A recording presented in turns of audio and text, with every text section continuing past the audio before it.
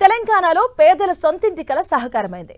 ఎన్నికల్లో ఇచ్చిన హామీని నిలబెట్టుకుంటూ ఇందిరమ్మ ఇళ్ల గృహ ప్రవేశాలకు శ్రీకారం చుట్టింది కాంగ్రెస్ సర్కార్. భద్రాద్రి కొత్తగూడెం జిల్లా బెందాలపాడు వేదికగా పేదల కళ్లల్లో ఆనందం నింపుతూ ఇందిరమ్మ ఇళ్ల పండుగ చేస్తుంది.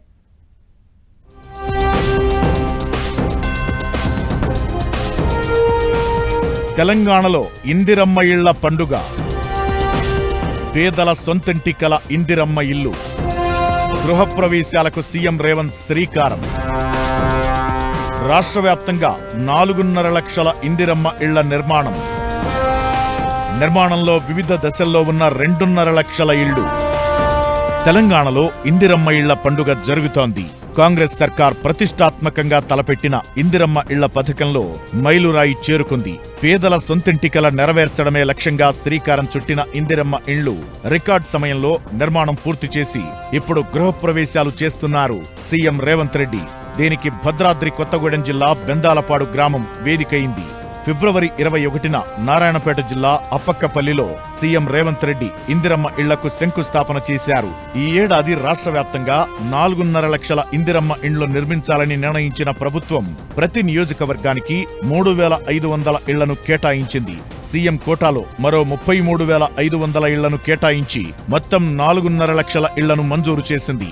వీటిలో ప్రస్తుతం 2.5 లక్షల ఇళ్లు వివిధ దశల్లో నిర్మాణాల్లో ఉన్నాయి.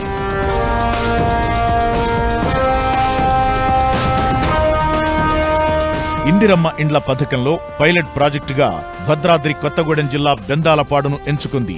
ఆ గ్రామంలో ఎక్కువగా గిరిజనులు ఉండటం, వారు ఇప్పటికీ గుడిసెల్లో నివాసం ఉంటుండటంతో ఆ గ్రామాన్ని ఎంచుకుంది. ఈ ఊరిలో 310 ఇందిరమ్మ ఇళ్లను ప్రభుత్వం మంజూరు చేసింది. వీటిలో నిర్మాణం పూర్తయిన వాటికి గృహప్రవేశాలు చేసింది ప్రభుత్వం. ఈ గృహప్రవేశాలను పండుగలా నిర్వహించింది. లబ్ధిదారులతో కలిసి ముచ్చటించిన సీఎం రేవంత్ అక్కడ ఏర్పాటు చేసిన ఇందిరమ్మ ఇళ్ల పైలాన్ను ఆవిష్కరించారు.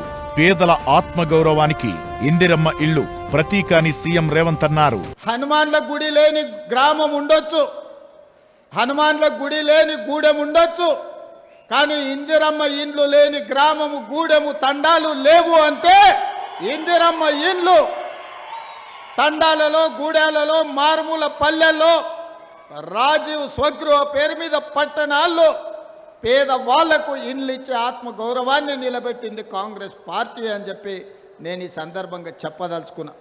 అందుకే ఆనాడే నిర్ణయించుకున్నా, ఏది ఏమైనా అక్కడి సూర్యుడు ఇక్కడ మొలిసినా, ఎవరు అడ్డం పడ్డా, ఎవరు అడ్డుకున్నా ప్రతి పేదవాడికి ఇందిరమ్మ ఇల్లు ఇవ్వాలి.